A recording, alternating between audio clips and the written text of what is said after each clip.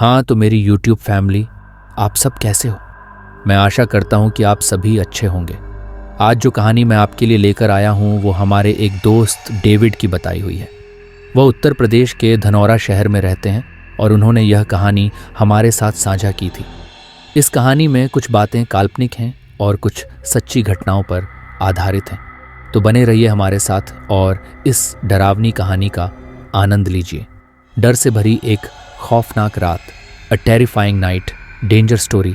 नमस्कार दोस्तों, danger story में आपका स्वागत है। यहाँ आपको मिलेंगी वो कहानियाँ जो आपकी रूह तक कंपा देंगी। अगर आपको सस्पेंस, थ्रिल और हॉरर पसंद है तो चैनल को सब्सक्राइब करना न भूलें, क्योंकि यहाँ हर कहानी आपके डर को एक नए स्तर पर ले जाने वाली है। आज की कहानी एक ऐसी रहस्यमयी रात की है जब प्रभास की नींद अचानक एक अजीब सी आवाज से खुल जाती है। टप टप टप। उसे लगता है कि कहीं पानी टपक रहा है, लेकिन जब वह पूरे घर की तलाशी लेता है तो हर कोना सूखा मिलता है। फिर भी वो आवाज लगातार आती रहती है और धीरे धीरे डरावनी होती जाती है। घड़ी में रात के ठीक 12 बज रहे हैं और तब प्रभास को याद आता है कि आज उसने पहली बार अपनी माँ की दी हुई सीख को तोड़ा था, जल्दी घर लौटने की आदत। और उसी रात जब उसकी कार के सामने एक काली बिल्ली आई थी तो कुछ तो अजीब हुआ था। क्या था वो? क्या सच में ये सिर्फ पानी टपकने की आवाज़ थी, या फिर किसी अज्ञात शक्ति ने प्रभास को घेर लिया था? जानने के लिए देखिए डेंजर स्टोरी की इस डरावनी और रहस्यमयी कहानी को। अगर आपको हमारी स्टोरीज पसंद आती हैं तो लाइक, शेयर और सब्सक्राइब करना न भूलें। और हाँ, कमेंट में बताइए कि अगली कहानी कौन सी होनी चाहिए। अब आइए अंधेरे में खो जाएं और डर को महसूस करें। टप टप टप टप। अचानक ही टप टप की आवाज़ सुनकर प्रभास की नींद टूट गई। उसने उठकर चारों ओर देखा। तभी फिर वही स्वर सुनाई दिया, टप टप टप। यह पानी कहाँ टपक रहा है? प्रभास ने सोचा। ये टप टप की आवाज़ ऐसी ही थी जैसे कहीं ऊंचाई से पानी की बूंदें टपक रही हों। वैसा ही स्वर, टप टप टप। कहीं बाथरूम के शावर से पानी तो नहीं टपक रहा है? प्रभास ने सोचा, ज़रूर वहीं टपक रहा होगा। पहले भी एक बार उसकी चूड़ियाँ ढीली हो गई थीं और फिर सारी रात पानी टपकता ही रहा था। कल सुबह ही उसे ठीक कराना होगा। उसने उठकर पाँवों में स्लीपर डाली और बाथरूम की ओर चल पड़ा। बाथरूम का दरवाज़ा खोलते ही वहाँ सन्नाटा सा छा गया। लाइट जलाकर देखा उसने। बाथरूम पूरी तरह सूखा हुआ था और उसका नल और शावर दोनों बंद थे। फिर कहाँ टपक रहा है ये पानी? प्रभात बड़बड़ाता हुआ बाहर निकला, बाथरूम का दरवाज़ा अच्छी तरह बंद कर दिया और रसोई की ओर बढ़ गया। शायद वहाँ सिंक का नल टपक रहा होगा। रसोई में भी नल बंद था और सिंक पूरी तरह सूखा था। कहीं पानी की एक बूंद भी नहीं थी, लेकिन पानी टपकने की आवाज़ तो अब भी आ रही थी। प्रभास ने पूरा घर अच्छी तरह देख लिया, कहीं पर भी पानी नहीं टपक रहा था। यहाँ तक कि वह गेस्ट रूम का बाथरूम भी चेक कर आया। लौट कर वह बिस्तर पर बैठा, आंख बंद की तो फिर वही टप टप की आवाज़। कहाँ देखे अब? उसने घड़ी की ओर देखा। रात के ठीक 12 बजे थे। 10 बजे ही तो वह बाहर से अपने दोस्तों के साथ समय बिताकर लौटा था। लौटते समय उसकी कार के सामने एक काली बिल्ली अचानक ही आ गई थी। उसको बचाने के प्रयास में एक्सीडेंट होते होते बचा था। अमूमन प्रभास 9 से 9:30 के बीच घर लौट आता था। उसके घर न लौटने पर माँ उसकी प्रतीक्षा में भूखी बैठी रहती थी। गत वर्ष माँ नहीं रही। उनके स्वर्गवास के बाद से ही अकेला है प्रभास, किंतु माँ की कही हुई बातें उसके लिए आदर्श हैं। माँ के लिए जल्दी घर लौटने की आदत अभी भी बरकरार थी। माँ कहती थी, ऐसे ही समय पर लौटते रहा करो हमेशा, वरना अभी मैं और मेरे बाद तेरी बीवी तेरे इंतज़ार में भूखी बैठी रहा करेगी। माँ तो उसके लिए बीबी लाने का अरमान दिल में लिए ही दुनिया से विदा हो गई। अकेला हो गया प्रभास, लेकिन उसने माँ की दी हुई शिक्षा और आदत गांठ बांध ली। आज ही व्यतिक्रम हुआ था इस आदत में, वह भी उस काली मनहूस बिल्ली के कारण। और आज ही टप टप टप। ये मनहूस आवाज़ तो जैसे कान फाड़ डालती है, जैसे दिमाग पर सीधे चोट कर रही है ये टप टप की आवाज़। झुंझलाता हुआ उठा और बिस्तर पर लेटकर कंबल ओढ़कर सोने की कोशिश करने लगा, लेकिन वह आवाज़ उसके कानों में निरंतर गूंजती रही। बहुत देर तक करवटें बदलने के बाद उसने उठकर कॉटन बॉल ली और कानों में लगा ली। तथा सोने का प्रयत्न करने लगा। कुछ देर तक शांति रही, उसकी आंखों में नींद उतरने लगी। तब अचानक फिर से वही टप टप झुंझला उठा हुआ। जब किसी प्रकार चैन नहीं मिला तो घर का दरवाजा खोलकर वह बाहर बरामदे में आ गया। वहीं एक और खंभे से टिक कर बैठ गया। कंबल को अपने चारों ओर अच्छी तरह लपेटकर वह ठंड से बचने का प्रयत्न करने लगा। दिसंबर का महीना था। खुले में बैठने के कारण ठंडी हवा के झोंके बार बार उस पर आक्रमण कर रहे थे। उनसे बचने के लिए वह स्वयं में ही सिमटता जा रहा था। घुटनों को पेट से चिपकाकर उसने सिर झुका लिया और सोने का प्रयत्न करने लगा। म्याऊं। अभी उसे नींद का झोंका आया ही था कि म्याऊं की आवाज ने उसे चौंका दिया। यहां बिल्ली कहां? कंबल से मुंह निकालकर देखा तो सामने ही 4-5 फुट की दूरी पर बैठी काली बिल्ली दिखाई दी, जो अपनी सुर्ख आंखों से उसे घूर रही थी। तभी उसकी दृष्टि उसके गले में बंधे हुए लाल रिबन पर पड़ी। अरे, ये तो वही बिल्ली है जिसे बचाने के चक्कर में उसकी कार का एक्सीडेंट होते होते बचा था। ये यहाँ कैसे? कैसा विचित्र संयोग है। उसमें फिर उसकी आंखों में देखा। देखते ही देखते उसकी आंखों में छाई लाली सफेदी में बदलने लगी। अब उनमें क्रोध नहीं बल्कि सौम्यता का आभास हो रहा था। प्रभास का धड़कता हृदय थोड़ा शांत होने लगा कि तभी टप टप टप टप, वहीं पानी की टपकती बूंदों जैसा स्वर। उसने घबराकर चारों ओर देखा। दूर दूर तक नीरवता और अंधकार के अतिरिक्त और कुछ न था। उसने फिर सामने देखा और अरे, वह बिल्ली कहाँ चली गई? क्या उसका घटनाओं से कोई संबंध है? प्रभास ने कलाई में बंधी घड़ी पर दृष्टि डाली। 3 बज रहे थे। रात देर से आने और उस दुर्घटना से 2-4 होने के बाद वह कपड़े उतार कर बिस्तर में घुस गया था। घड़ी उसकी कलाई में ही बंधी रह गई थी और जुराबें भी। जुराबें कहाँ हैं उसकी? उसे अच्छी तरह याद आ रहा था कि रात वह घड़ी और जुराबें पहने हुए ही बिस्तर में घुस गया था और फिर न जाने कब नींद ने उसे अपने आगोश में ले लिया था। वह अजीब पानी टपकने का स्वर न हुआ होता तो शायद अभी भी वह गहरी नींद सो रहा होता। प्रभास उठकर कमरे में चला आया। थोड़ी ही देर में सुबह हो जाएगी। चलो थोड़ी देर सो लूं, भूख भी लग रही है। अरे हाँ, उसने कल रात खाना भी तो नहीं खाया था। लौटते समय होटल से खाना पैक करवा लिया था, लेकिन फिर उस अफरा तफरी में उसे कार में ही भूल गया था। अचानक उसे याद आया, इतनी देर से वह घर से बाहर बरामदे में बैठा रहा था। हवास उड़े उड़े हुए थे उसके, फिर भी कार तो वह अपने दरवाजे के पास ही पार्क करता था। कहाँ गई उसकी कार? बाहर तो कोई कार नहीं थी। कार जहाँ पार्क की जाती है वहीं तो बैठी थी वह काली बिल्ली। क्या हो रहा है ये सब? कहीं दिमाग तो नहीं हिल गया है उसका? उसके व्यवस्थित जीवन में एक साथ इतनी अनियमितताएं कैसे? अकेलापन खलने लगा। उसे विचारों के झंझावात में उड़ते जुड़ते 1 घंटा बीत गया था। वह शिद्दत से किसी साथी की जरूरत महसूस कर रहा था। थका शरीर और दिमाग शिथिल पड़ता जा रहा था। अब न उसे अपनी जुराबों की याद आ रही थी और न कार की। वह तो यह भी भूल गया था कि कल दोपहर के बाद से उसने केवल 1 सेब ही खाया है और वह बिस्तर पर गिरकर गहरी नींद में डूब गया। सुबह 7 बजे नौकरानी ने दरवाज़ा खुला हुआ पाया। प्रभास बिस्तर पर पड़ा बेसुध सो रहा था। वह चकित हुई। ऐसा तो कभी नहीं हुआ आज तक।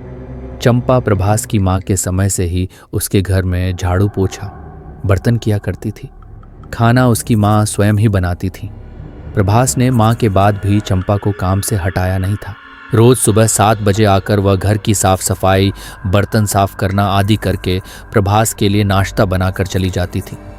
परंतु आज तो सब कुछ अव्यवस्थित सा है। प्रभास अभी तक सोकर नहीं उठे। इस समय तक तो वह हाथ मुंह धोकर पेपर पढ़ा करता है। रसोई घर में झूठे बर्तनों का ढेर लगा था, जैसे 3 या 4 लोगों ने खाना बनाया खाया हो। चंपा जल्दी जल्दी सफाई करने में जुट गई। बाथरूम में उसे प्रभास के एक पैर की जुराब पड़ी दिखाई दी, कीचड़ से लथपथ, और दूसरी घर के बाहर बरामदे में। घर के सभी दरवाजे खिड़कियां खुले हुए थे। इतनी ठंड में सारे घर के खिड़की दरवाजे खोल देने से घर बहुत ठंडा हो रहा था। चंपा ने सारी खिड़कियां बंद की और सफाई में जुट गई। काम खत्म करते करते उस दिन 8:30 बज गए। चाय और 2 अंडों का आमलेट बनाकर और ब्रेड में मक्खन लगाकर उसने ट्रे में रखा तथा प्रभास को जगाने चली गई। कई बार पुकारने पर भी जब वह न उठा तो उसने उसका पैर पकड़कर जोर से हिला दिया। उठिए भैया, 8:30 बज गए। नाश्ता तैयार है। आज आपको ऑफिस नहीं जाना है क्या? प्रभास ने कुनमुनाकर करवट बदल ली। उठिए भैया। चंपा ने उसका पैर पकड़कर फिर से हिला दिया। प्रभास ने करवट लेकर आंखें खोल दी और कितनी भयानक थीं उसकी आंखें, बिल्कुल लाल सुर्ख। प्रभास की लाल सुर्ख आंखें देखकर चंपा चिख पड़ी। प्रभास उठकर बैठ गया।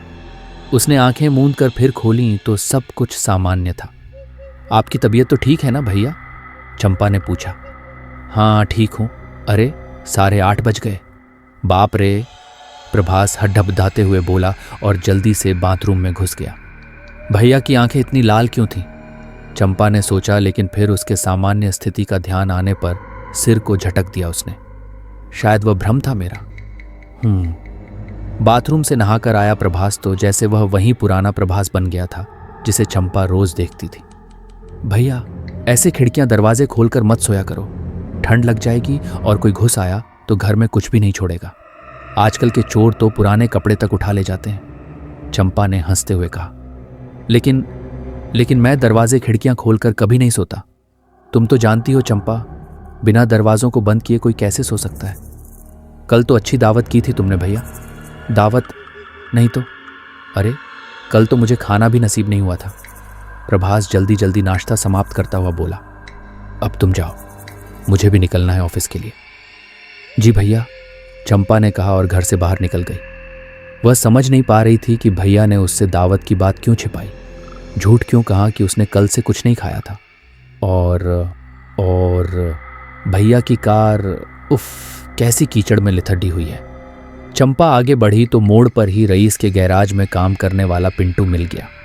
वह उसे रोक कर बोली, भैया जरा समय हो तो अभी जल्दी से जाकर प्रभास भैया की कार साफ कर दो। न जाने कैसे कीचड़ से लिथड़ी खड़ी हुई है, जैसे कोई कहीं दलदल में चलाकर आया हो। अभी ही धो देना, नहीं तो ऑफिस जाने के लिए परेशान होंगे। अच्छा बहन, अभी ही देख लेता हूं, कहकर पिंटू तेजी से प्रभास के घर की ओर बढ़ गया। चंपा ने भी अपनी राह ली। पिंटू प्रभास के घर के पास पहुंचा तो दरवाजे के पास ही उसकी कार खड़ी थी, ऐसी जैसे अभी अभी वर्कशॉप से धुल कर आई हो, बिल्कुल साफ चमचमाती हुई। पिंटू सोचने लगा, कार तो प्रभास भैया की बिल्कुल साफ धुली हुई है, फिर चंपा ने मुझसे झूठ क्यों कहा? प्रभास जल्दी जल्दी तैयार हुआ, जूते स्टैंड से उठाए, जुराबें पहनी, जूते पहने और घर लॉक करके ऑफिस जाने के लिए निकल पड़ा। कार तो वहां थी ही नहीं। वो वाहन की तलाश में आगे बढ़ा, तभी एक ऑटो रिक्शा उसकी बगल में आकर रुका। प्रभास जल्दी से उसमें बैठ गया। ऑटो वाले ने मीटर गिराया और ऑटो आगे बढ़ा दिया। प्रभास का ऑफिस वहां से आधे घंटे की दूरी पर था। वह आराम से पुश्त से टिक कर बैठ गया और आंखें बंद कर लीं। हवा के झोंके उसे बड़ी राहत पहुंचा रहे थे। नींद की झोंक में उसके हाथ से ऑफिस का बैग छूटकर पैरों पर गिर पड़ा। झुककर उसने बैग उठाया तो निगाह मोजों पर पड़ी। अरे ये तो वही मोजे थे जिन्हें वह रात में ढूंढता रहा था, वह भी बिल्कुल साफ सुथरे। ये कैसे हो गया? उसके पास मोजों का एक ही जोड़ा है, वही कल उसके पैरों से गायब हो गया था और आज खुद ब खुद धुलकर साफ सुथरा उसके जूतों में मौजूद था। तैयार होने की जल्दी में उसने उस पर ध्यान ही नहीं दिया था और अब वह बड़ी उलझन भरी दृष्टि से देर तक जुराबों को देखता रहा। क्या हुआ साहब, कुछ खो गया क्या? ऑटो वाले ने पूछा। नहीं, कुछ भी नहीं, प्रभास ने उत्तर दिया। कुछ देर बाद ऑटो रुक गया। आपका ऑफिस आ गया, ऑटो वाला बोला।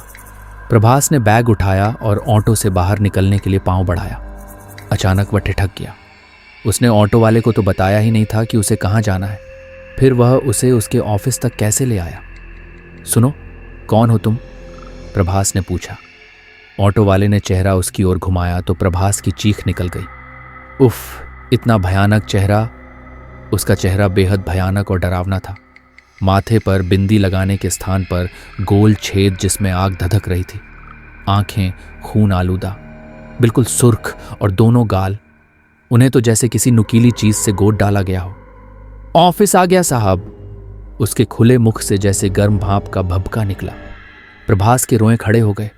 दहशत से वह चीख उठा और फिर अचानक ही बेहोश होकर गिर पड़ा। प्रभास की चीखें दूर दूर तक गूंज गईं। जब उसकी आंखें खुलीं तो वह अपने ऑफिस की टेबल पर पड़ा था और उसके सहकर्मी उसे चारों ओर से घेरे खड़े हुए थे। एक और चपरासी पानी का जग लिए खड़ा था। पता नहीं कितनी देर तक वह बेहोश रहा था। और वहां कैसे आया वह? तुम ठीक हो ना? ओ गॉड, हम तो डर ही गए थे, उसके सहकर्मी रमेश ने कहा। क्या हुआ है मुझे? यहां कैसे आया मैं? प्रभास ने पूछा। हम लाए तुम्हें उठाकर। तुम ऑफिस के सामने सड़क पर बेहोश पड़े थे। सड़क पर? और वह ऑटो वाला? वहां कोई ऑटो नहीं था। तुम तो पैदल आए थे आज। पैदल? हाँ, वो पान वाला बनवारी है ना, उसी ने बताया कि तुम पैदल एक हाथ में बैग लटकाए चले आ रहे थे। फिर अचानक ही ऑफिस के सामने खड़े होकर चीखने लगे और गिरकर बेहोश हो गए। मनोहर ने बताया। फिर पूछा, तुम्हारी कार कहाँ गई? पता नहीं, मैं आज ऑटो से आया था। फिर क्या? फिर वह ऑटो वाला, उसका वह भयानक चेहरा। प्रभास ने जोर से झुरझुरी ली। कौन ऑटो वाला? कहाँ गई कार? यार कुछ ठीक से बताओ तो समझ में भी आए, विनोद में झुंझला कर कहा। ओह, मुझे थोड़ी देर के लिए अकेला छोड़ दो प्लीज, प्रभास बोला। ओके। उन्होंने उसे उसके केबिन में पहुंचने में मदद की और फिर अपनी अपनी सीट पर चले गए। उनके जाने के बाद प्रभास दोनों हाथों से सिर थाम कर बैठ गया। अजीब उलझन में पड़ गया था वह। क्या हो रहा है उसके साथ ये सब? उसकी जुराबें गायब होना और फिर धुलकर जूतों में पहुंच जाना, वह पानी टपकने की दहशतनाक आवाज़ें, रात भर सो न पाना, कार गायब हो जाना, क्या था वह सब? चंपा ने कहा था कि उसे सारे घर के खिड़की दरवाजे खुले मिले थे। उसने पूछा था कि क्या रात में कोई दावत हुई थी? और वह रहस्यमय भयानक चेहरे वाला ऑटो वाला जो बिना बताए ही उसे ऑफिस तक ले आया था। बनवारी कहता है कि वह पैदल ऑफिस आ रहा था। तो क्या वह सब वहम था उसका? रात की वह सब घटनाएं सच नहीं था? वह सब शायद कोई भयानक सपना जो उसके हृदय में कहीं गहरे बैठ गया है। ऑफिस वालों से किसी से कुछ कहेगा तो सब हंसेंगे। जरूर भयानक सपना ही था वह, उसके दिमाग का वहम। लेकिन उसकी कार कहाँ गई? उसकी कार कहाँ गई? उसकी कार? तभी चपरासी ने आकर बताया, साहब, एक लड़का आपकी कार नीचे छोड़कर चाबी दे गया है, ये लीजिए। उसने कार की चाबियां उसके सामने मेज पर रख दी। कौन था? पता नहीं साहब, बोला गैराज से आपकी कार लेकर आया है। मैं चाबियां आपको दे दूं, पेमेंट वह बाद में आपसे ले लेगा, चपरासी ने बताया। पेमेंट? प्रभास ने मस्तिष्क को झटका सा लगा। पेमेंट तो उसने ऑटो वाले को भी नहीं किया था, वह तो उसे देखते ही बेहोश हो गया था। तो क्या वह भी बाद में पेमेंट लेगा? कैसा पेमेंट? प्रभास एक बार फिर उलझ गया। उसने चाबियां अपने सहकर्मी रमेश को देकर कार को पार्किंग में लगाने के लिए कहा। फिर न जाने क्या सोचकर स्वयं भी साथ हो लिया। ठहरो, मैं भी चलता हूं। रमेश ने उसे विचित्र दृष्टि से देखा। जब वह स्वयं ही कार पार्क करने जाता है तो रमेश को साथ ले जाने का क्या मतलब? आओ चलें, प्रभास ने रमेश के कंधे पर हाथ रखते हुए कहा। बिना कुछ बोले रमेश उसके साथ चल पड़ा। ऑफिस के सामने बनवारी की दुकान के पास ही खड़ी थी उसकी कार, चमचमाती हुई जैसे अभी ही वर्कशॉप से आई हो। रमेश के साथ प्रभास भी कार की चमकती बॉडी को देखते ही रह गए। आपकी कार तो बिल्कुल नई लग रही है साहब, बनवारी ने टोक दिया। अभी अभी कोई लड़का खड़ी करके गया है। किस वर्कशॉप का था? प्रभास ने पूछा। पता नहीं, बड़ी अच्छी सर्विसिंग की है, रमेश बोला। हाँ, तुम्हें तो पता होगा कि कहाँ भेजी थी कार। नहीं यार, किसी से भिजवाई थी। आओ बैठो, प्रभास ने कार का दरवाजा खोलते हुए कहा। कार में बड़ी अच्छी भीनी भीनी सुगंध फैली हुई थी। कार ड्राइव करके वह पार्किंग में ले गया। सब कुछ सामान्य था, कोई नई बात नहीं हुई, लेकिन फिर भी प्रभास के मन में कहीं कुछ खटक रहा था। दिन भर बहुत बेचैन रहा वह, किसी भी काम में मन नहीं लगा। शाम को उसने अपने दोस्त अनूप से बात करने का निश्चय किया, किंतु ऐन वक्त पर साहस जवाब दे गया। क्या कहेगा वह? इन सारी बातों घटनाओं का कोई भी प्रमाण नहीं है उसके पास। अगर उसने भी इसे मेरे दिमाग का फितूर या वहम न समझा तो मुझे पागल अवश्य समझेगा। इसी विचार ने उसे हतोत्साहित कर दिया। अंत में उसने घर जाने का ही निश्चय किया। दोपहर में लंच उसने ऑफिस के पास स्थित रेस्टोरेंट से ही किया था, जहां वह हमेशा खाना खाया करता था। शाम को घर जल्दी पहुंचकर उसने खिचड़ी बनाने की सोची। कभी कभार वह घर पर खिचड़ी, तहरी या जीरा राइस, पुलाव जैसी चीज़ें बना लिया करता था। रोटी बनाना उसे नहीं आता था, इसलिए जब रोटी खानी होती तो बाहर से ही खाना पैक करा कर ले आता। उस दिन वह जल्दी ही घर पहुंच गया। अभी 8 ही बजे थे। कपड़े बदलकर उसने खूब मलमल के स्नान किया, जैसे पानी के साथ ही अपनी सारी परेशानियां भी बहा देना चाहता हो। नहाकर उसने पायजामा बनियान पहनकर शॉल ओढ़ लिया और रसोई का प्रबंध करने लगा। रसोई में प्रवेश करते ही वह चकित रह गया। कुकर गैस पर चढ़ा हुआ था और सीटी बजा रहा था। उसने बढ़कर गैस बंद कर दी। ये कुकर किसने चढ़ाया गैस पर, उसने सोचा। पानी का गिलास लेकर वह बिस्तर पर जाकर बैठ गया। एक एक घूंट करके उसने पानी खत्म किया। मन अभी भी वहीं उलझा हुआ था। रसोई में कौन था? चंपा तो कब की चली गई होगी। शाम को कहाँ आती वह तो, और इसके आगे वह सोच नहीं सका। रसोई घर में जाकर कुकर खोला तो एक और आश्चर्य उसका इंतजार कर रहा था। कुकर में खिचड़ी थी, बिल्कुल उसकी पसंद वाली, छिलकेदार मूंग की खिचड़ी, घी और जीरे की छौंक वाली। प्रभास को भूख लगाई थी, इसलिए बिना इस विषय में अधिक कुछ सोचे उसने खिचड़ी थाली में परोसी और डाइनिंग टेबल पर रखकर खाने के लिए चम्मच उठाया। अचानक उसे याद आई माँ की कही बात, बेटा, खाना खाने से पहले ईश्वर को हाथ जोड़कर धन्यवाद जरूर दिया करो, जिसने तुम्हें अन्न मुहैया कराया। भगवान को भोग लगाकर खाओगे तो विष भी अमृत हो जाएगा। उसने चम्मच रख दिया, थाली को हाथ लगाकर ईश्वर का स्मरण किया। ओम नमो भगवते वासुदेवाय। लो प्रभु, भोजन ग्रहण करो। आचमन छोड़कर उसने भोजन करना आरंभ किया। वास्तव में बहुत अच्छा स्वाद था। मन प्रसन्न हो गया। बहुत बहुत धन्यवाद प्रभु, मुझ अकेले पर इतनी कृपा करने के लिए। अपना वृद्ध हस्त मेरे सिर पर बनाए रखना। उसने मन ही मन ईश्वर को धन्यवाद दिया। दिन भर की सारी घटनाओं को दिमाग से निकालकर वह बिस्तर पर लेट गया। थोड़ी ही देर में उसे नींद आ गई। अचानक उसे अपने माथे पर किसी के ठंडे हाथ के स्पर्श का एहसास हुआ। कौन है? सो जा बेटा, मैं हूं तेरे पास। प्रभास के कानों में जैसे उसकी माँ का स्वर गूंजा। उसने करवट बदल ली। माँ के साथ के एहसास ने उसे अनोखी शांति दी। मुझे छोड़कर मत जाना माँ, वह और बड़बड़ाया। नहीं जाऊंगी, तू डरना मत, हमेशा तेरे साथ तेरी माँ है। वही स्वर फिर उभरा। आंखें बंद किए ही वह माँ के हाथों का स्पर्श अपने सिर पर अनुभव कर रहा था। बड़ा सुखद अनुभव हो रहा था उसे। नींद गहराने लगी थी कि तभी फटाक तेज आवाज के साथ खिड़की के पट खुल गए। ठंडी हवा के झोंके के साथ ही तीव्र दुर्गंध का झोंका भी कमरे में प्रवेश कर गया। घबराकर प्रभास ने आंखें खोल दी। खिड़की के पास कोई था। उस अंधेरे में भी उसका साया स्पष्ट दिखाई दे रहा था। कौन हो तुम? प्रभास ने चिल्लाकर पूछा। मैं हूं, हाँ। और वह पीछे पलट गया। ओह, ये तो वही था, वही जिसे उसने ऑटो वाले के रूप में देखा था। वही चमकती लाल आंखें और बिंदी के स्थान पर गोल छेद जिसमें आग की लपटें मचल रही थीं।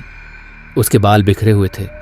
अट्टहास करते समय उसके बड़े बड़े डरावने दांत चमक उठते थे। उस अंधेरे में भी प्रभास उसके फैले फैले होठों और उसके किनारे से बहती लहू की धार को स्पष्ट देख पा रहा था। उसके बाल खिचड़ी हो रहे थे, कहीं सफ़ेद तो कहीं काले और कहीं कहीं लाल। बिखरे हुए बालों, बड़े बड़े दांतों और भयानक चेहरे वाली उस आकृति ने अपने हाथ फैलाए तो उसके 4-5 इंच लंबे नाखूनों को देखकर वह सिहर गया। माँ! उसके होंठ कांपे। दूर हट, ये मेरा शिकार है। वह भयानक साया चिंगड़ा। नहीं, मेरा बच्चा। हाँ, तेरा बच्चा। हाँ।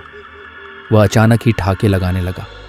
उसके अट्टहास से जैसे घर की दीवारें कांपने लगी। प्रभास के सिर को अपने प्यार भरे स्पर्श से सहलाने वाला साया कमरे के द्वार की ओर कोने में सिमट गया और देखते ही देखते धुआं बन गया। उसी समय कुछ रोशनदान से बाहर की ओर कूदा। वह तो वही काली बिल्ली थी। कमरे में अभी भी वही भयानक रात गूंज रहा था। सारा घर थरथरा रहा था, दीवारें भी गूंज रही थी।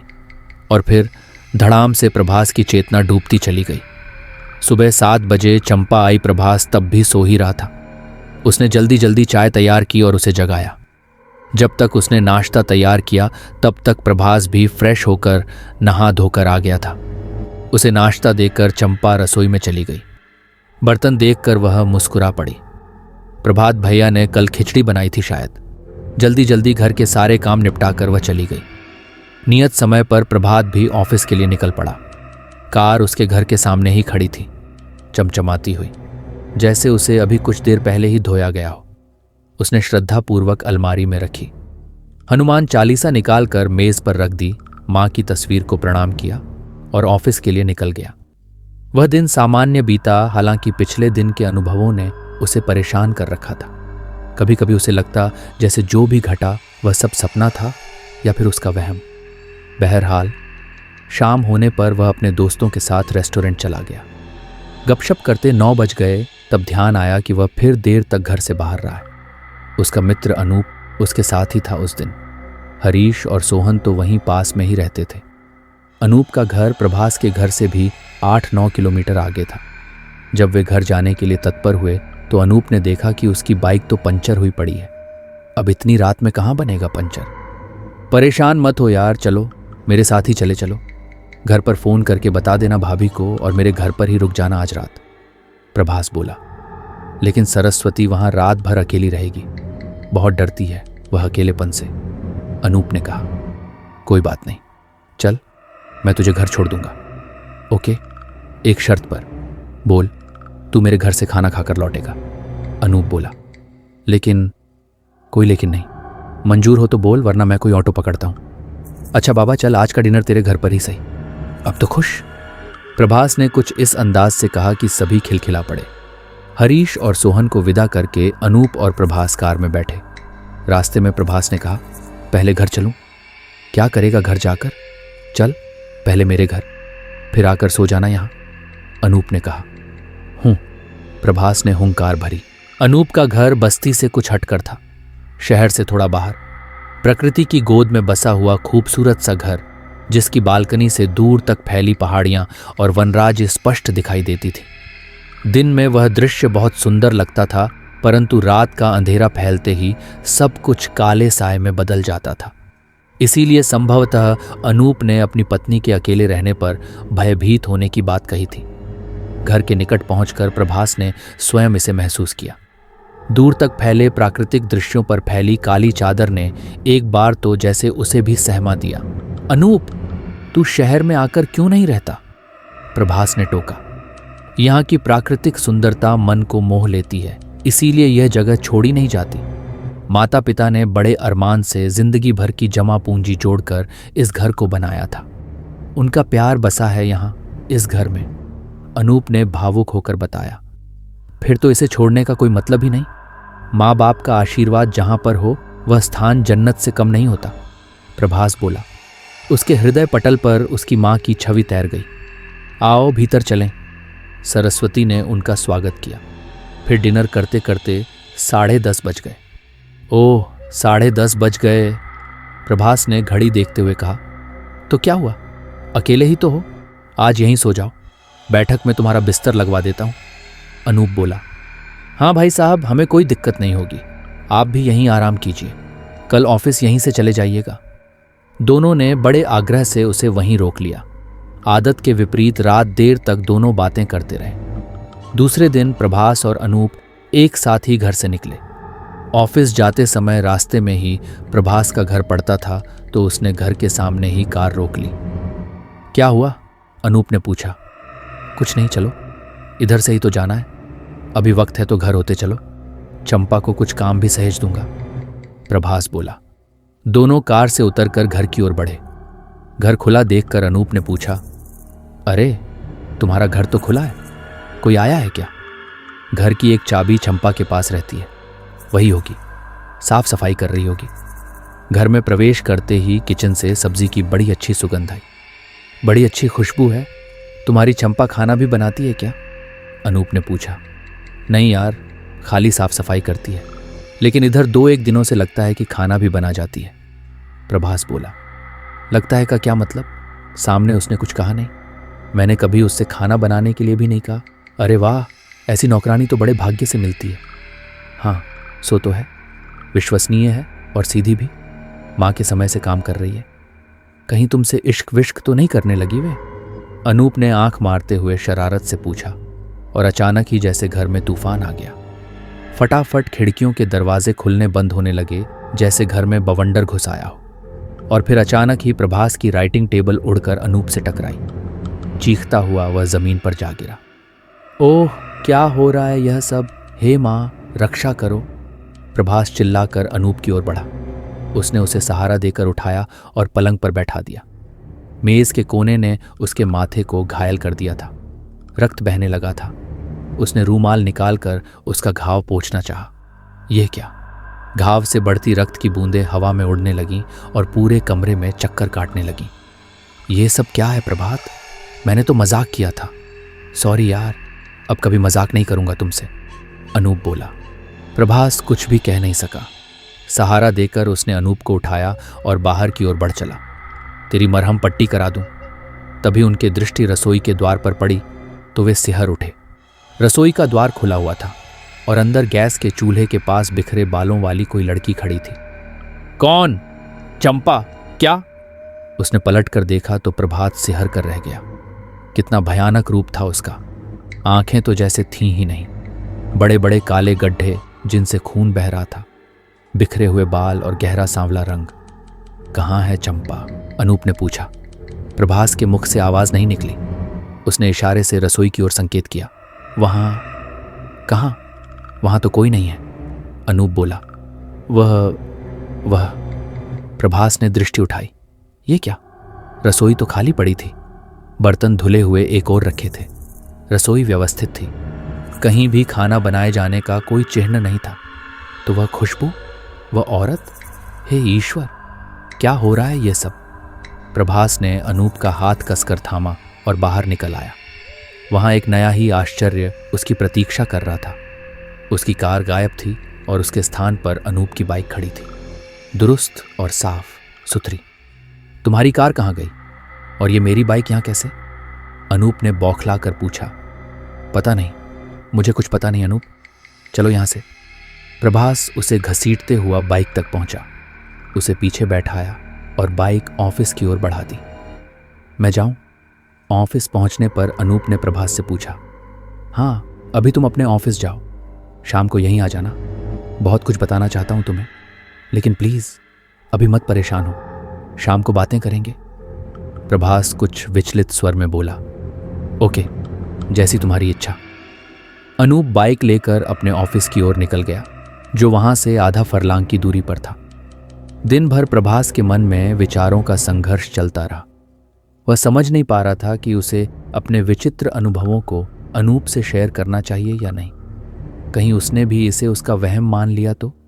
लेकिन ऐसा शायद न हो, क्योंकि अनूप भी इन घटनाओं का थोड़ा सा साक्षी तो रहा ही है। अब जो भी हो, शाम को वह अनूप से अपनी परेशानी जरूर बताएगा। क्या पता कोई हल निकल ही आए।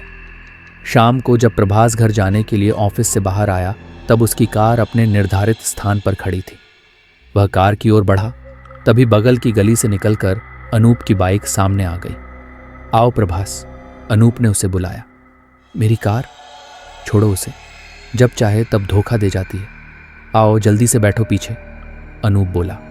प्रभास के बैठते ही उसने बाइक स्टार्ट कर दी। जब प्रभात के घर का मार्ग छोड़कर अनूप की बाइक दूसरी ओर मुड़ी तो उसने टोका। इधर कहाँ? मेरे घर।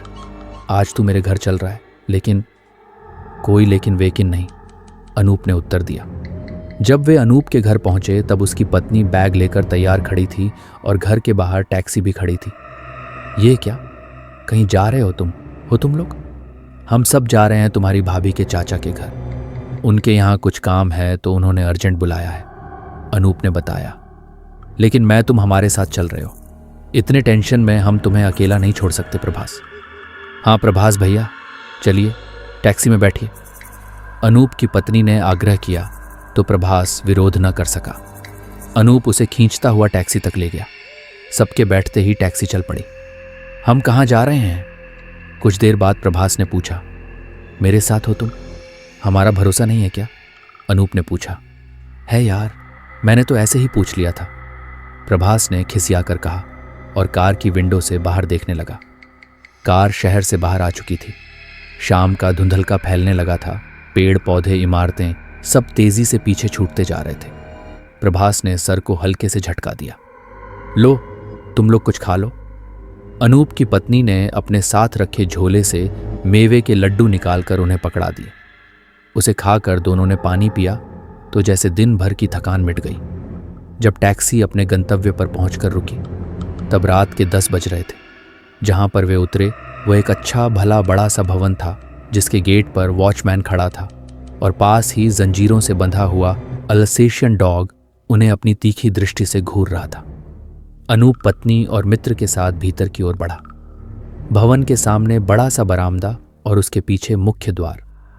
अभी वे द्वार तक पहुंचे ही थे कि द्वार निःशब्द खुल गया। सामने एक अत्यंत भव्य व्यक्तित्व के स्वामी खड़े थे, गले में रुद्राक्ष की माला और मस्तक पर त्रिपुंड।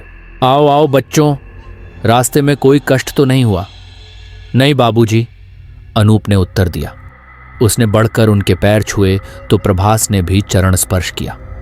उसके चरण स्पर्श करते ही वे चौंक से उठे। तुम? ये मेरा मित्र प्रभास है बाबूजी, अनूप ने बताया। उन्होंने गहरी दृष्टि से प्रभास की ओर देखा। हूं, ठीक है, ठीक है। वे जैसे स्वयं से ही बातें कर रहे थे। फिर अनूप की पत्नी की ओर मुंह करके बोले, तुम भीतर जाओ सुरो, माँ से मिल लो और मिश्रानी के साथ जाकर रसोई देख लो। जी बाबू, सरस्वती सिर झुकाकर घर में चली गई। तुम दोनों मेरे साथ आओ, कहकर वे दालान में दूसरी ओर चल पड़े। अनूप और प्रभास उनका अनुगमन कर रहे थे। इमारत का लगभग आधा चक्कर लगाकर एक बड़े से द्वार के पास जाकर रुक गए।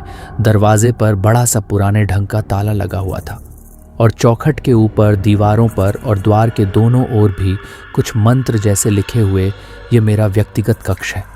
ताला खोलते हुए वे बोले, और मैं रथीन्द्र शुक्ला, अनूप का ससुर, सरस्वती का पिता। मुझे अपने किसी मित्र की कुछ समस्याओं के बारे में बताया था अनूप ने। वह मित्र तुम ही हो ना? हाँ बाबूजी, यही है वह जिसके लिए मैंने आपसे बात की थी। मैं इसे एक बार आपसे मिलाना चाहता था, बस, अनूप ने कहा। अच्छा किया जो तुम इसे यहाँ ले आए। कुछ अधिक ही परेशान है ये आजकल, वृद्ध बोले। कमरे के अंदर एक एक चटाई बिछी हुई थी। बीच में एक हवन कुंड बना था, जिसके चारों ओर लाल रंग से चौक बनाया गया था। एक ओर एक पात्र में कुछ सामग्री रखी हुई थी। प्रभास और दोनों ही बड़े आश्चर्य से वह सब देख रहे थे। इससे पूर्व कभी अनूप को भी इस विशेष कक्ष में आने का अवसर नहीं मिला था। चिंता मत करो प्रभास, तुम इधर आकर मेरे सामने बैठो। रवींद्र शुक्ल ने प्रभास को अपने सम्मुख चौक पर बिठा दिया और स्वयं एक और आसन बिछाकर बैठ गए। पास रखे पूजा के थाल से सफेद पाउडर जैसा निकालकर उन्होंने पूरे चौक को घेरते हुए एक गोल बना दिया। आसन पर बैठकर कुछ क्षण वे होठों में बुदबुदाते हुए कोई मंत्र जपते रहे। फिर हाथ बढ़ाकर प्रभास के मस्तक पर तीसरे नेत्र के स्थान पर अपने दाहिने हाथ के अंगूठे का हल्का सा दबाव दिया तो प्रभास चीख पड़ा। अनूप ने घबरा कर उसकी ओर देखा। देखते ही देखते प्रभास का चेहरा लाल पड़ने लगा, आंखों में सुर्खी उभरने लगी। अगले ही क्षण उसके चेहरे पर उसी स्त्री की आकृति झलकने लगी जिसकी एक झलक अनूप ने प्रभास की रसोई में देखी थी। अगले ही पल उसकी भयानक हंसी गूंज उठी। चुप, बिल्कुल खामोश, वृद्ध गरजे। अचानक प्रभास चुप हो गया। अब मेरे प्रश्नों का उत्तर दो। कौन हो तुम? सुहासिनी, प्रभास के मुख से स्त्री का स्वर निकला। कौन सुहासिनी? वृद्ध ने पूछा। प्रभास की मंगेतर। लेकिन प्रभास की मंगनी कहाँ हुई है? झूठ बोलती हो? नहीं, मैं सच कह रही हूं। अचानक उसका स्वर सौम्य हो गया। प्रभास के मुख पर अब एक अत्यंत सुंदरी, लगभग 14-15 वर्ष की किशोरी का चेहरा झलकने लगा। कब हुई तुम्हारी मंगनी? वृद्ध ने पूछा। बहुत बचपन में, जब मैं 5 साल की थी और यह 8 साल का। तब हम दोनों के पिताजी जीवित थे। उन्होंने ही तो हमारी मंगनी कराई थी और कहा था, ले सुहासिनी, अब प्रभास तेरा है, इसकी देखभाल तुमको ही करना है। तुम्हारा विवाह क्यों नहीं हुआ? वृद्ध ने पुनः पूछा। प्रभास का चेहरा पीड़ा से विकृत होने लगा। फिर वह जैसे बड़े कष्ट से बोल पड़ा। हम सब मर गए थे। क्या? कौन मर गया था? उन्होंने चौंक कर पूछा। मैं, मेरी माँ, पिताजी, सब। कैसे? कार एक्सीडेंट में। सब? हाँ, सब, कोई नहीं बचा। फिर? फिर कुछ ही दिनों बाद प्रभास के पिता का हार्ट फेल हो जाने से वह भी नहीं रहे। इसकी माँ इसे लेकर नए शहर चली गई। तभी से मैं इसे ढूंढती रही हूं। क्यों? मेरा मंगेतर है यह, इसकी सेवा करने के लिए। अब तो इसकी माँ भी मर गई तो मैं इसकी सेवा करने के लिए इसके घर आ गई। इसे डराने नहीं। मैं इसे क्यों डराऊंगी? मैंने तो इसके लिए खाना बनाया, इसकी कार साफ कराई, उसका ब्रेक ढीला हो गया था, उसे ठीक कराया। नहीं, तुम तो उसे डरा कर परेशान कर रही हो। नहीं, मैं इसे बहुत प्यार करती हूँ। मैं तो इसके साथ रहना चाहती हूँ। ये डर जाता है तो मैं क्या करूँ? इसकी माँ मुझे इसके पास जाने से रोकती है तो मुझे गुस्सा आ जाता है। वह बड़ी मासूमियत से बोल रहा था, तुम इसका साथ छोड़ दो सुहासिनी। तुम मर चुकी हो, इस सत्य को स्वीकार कर लो। प्रभास जीवित है, वह इस दुनिया का प्राणी है, जबकि तुम आत्मा लोक में जा चुकी हो। भूल जाओ उसे। कैसे भूल जाऊं? इसके सिवा मेरा कोई नहीं है। बचपन से मैं इसे अपना स्वामी मानती रही हूं। यह मेरा है। इससे मिलने के लिए तुम्हें तब तक इंतजार करना पड़ेगा जब तक यह संसार न छोड़ दे। यदि ऐसा है तो मैं उसे मार दूंगी। देह छोड़कर वह मेरे साथ रह सकेगा। तुम ऐसा कुछ नहीं करोगी। उसके साथ उसकी माँ की आत्मा है जो उसकी रक्षा कर रही है। वही तो सबसे बड़ी बाधा है। वह कुछ उदास हुई। मैं तुमसे प्रार्थना करता हूं, चली जाओ अपनी दुनिया में। नहीं, मैं प्रभास के बिना नहीं जाऊंगी। मैं तुम्हें आदेश देता हूं। नहीं, वह चीख पड़ी। वृद्ध ने हाथ में कुछ सरसों के दाने लेकर मंत्र पढ़ना शुरू किया तो प्रभास चीखने लगा। वृद्ध ने सरसों के मंत्रपुरित दाने प्रभास पर फेंक दिए। वह चीख कर गिर पड़ा। अनूप घबरा कर उसकी ओर बढ़ा, परंतु रथींद्र शुक्ला ने उसे वहीं रोक दिया। ठहर जाओ अनूप, अभी मेरा कार्य पूरा नहीं हुआ है। उन्होंने एक बार फिर कुछ मंत्र बुदबुदाने आरंभ कर दिए। कुछ ही क्षणों बाद प्रभास उठकर बैठ गया। उसकी आंखें खुलीं। क्यों बुलाया है मुझे? उसने पुनः स्त्री स्वर में पूछा। अनूप इस स्वर को सुनकर चौंक पड़ा। यह स्वर प्रभास की मां का था। नमस्कार बहन, कैसी हैं आप? रथींद्र जी ने सम्मानपूर्वक पूछा। ठीक हूं, बस इस बच्चे के लिए ही व्याकुल रहती हूं। अब आप संसार की माया छोड़कर मुक्त हो जाइए। मैं भी यही चाहती हूं, किंतु इसे एक बार सुखी देखना चाहती हूं। प्रभास की मां का स्वर प्रभास के मुख से निकला। वह प्रसन्न है बहन, उस पर क्या संकट है? कोई नहीं, बस वह सुहासिनी, वही संकट बन गई है इसके लिए। आप इसे उससे मुक्ति दिला दें तो मैं भी निश्चिंत होकर चली जाऊं। जिसके सिर पर मां का साया हो उसको कोई कुछ भी हानि नहीं पहुंचा सकता। आप निश्चिंत रहें। अब मैं सुहासिनी को और अधिक छूट नहीं दे सकता। उसे यहां से जाना ही होगा। बहुत प्यारी बच्ची थी वह, इसीलिए हम लोगों ने बचपन में ही हंसी हंसी में दोनों बच्चों को एक दूसरे के लिए तय कर लिया था। परंतु उन लोगों के एक्सीडेंट के कारण सब तहस नहस हो गया। उसके माता पिता तो मुक्ति पा गए, किंतु यह अपने अत्यधिक लगाव के मोह में बंधी रह गई। प्रभास की मां ने बताया, अब आप दोनों की मुक्ति का समय आ गया है।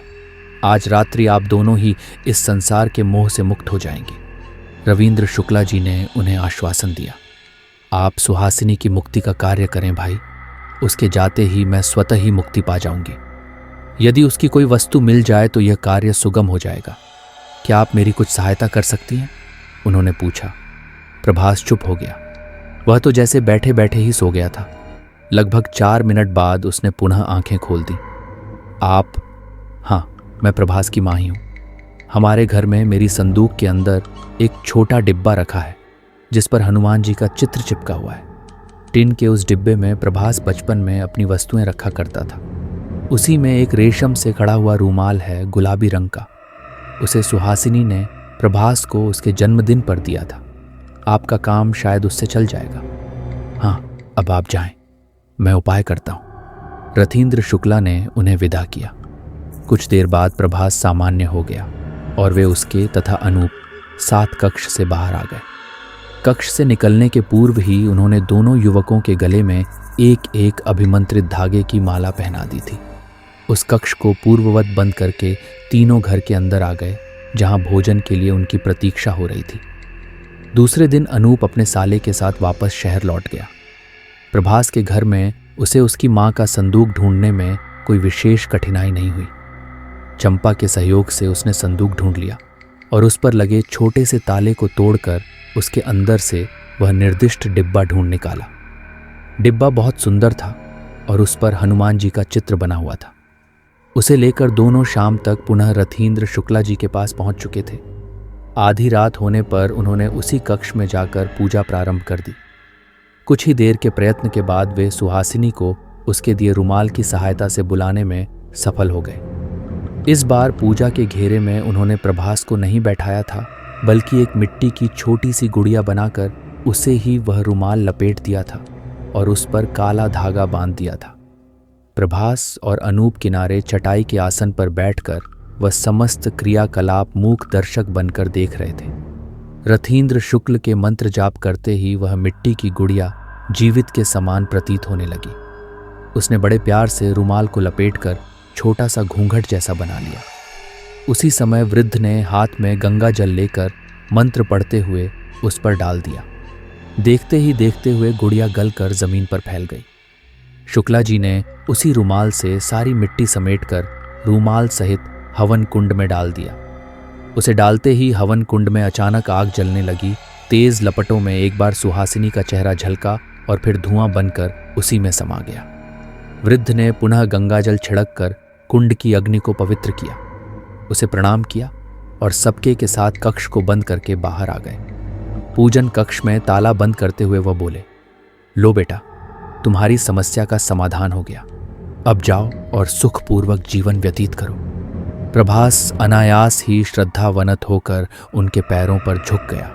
इसी के साथ हमारी यह कहानी यहीं पर समाप्त हो जाती है। मिलते हैं फिर नेक्स्ट स्टोरी में। हाँ, तो मेरी डेंजर स्टोरी फैमिली, मैं एक बात कई दिनों से नोटिस कर रहा हूँ कि आप हमारी वीडियो पर कमेंट्स नहीं करते। कमेंट्स में अपनी राय ज़रूर दे दिया करो, जिससे हमें यह पता चलता है कि हम आपके लिए सही स्टोरी ला पा रहे हैं या नहीं, और हमें इससे मोटिवेशन भी मिलता है और हम आपके लिए बेहतर से बेहतर स्टोरी लाने की कोशिश कर सकें। धन्यवाद।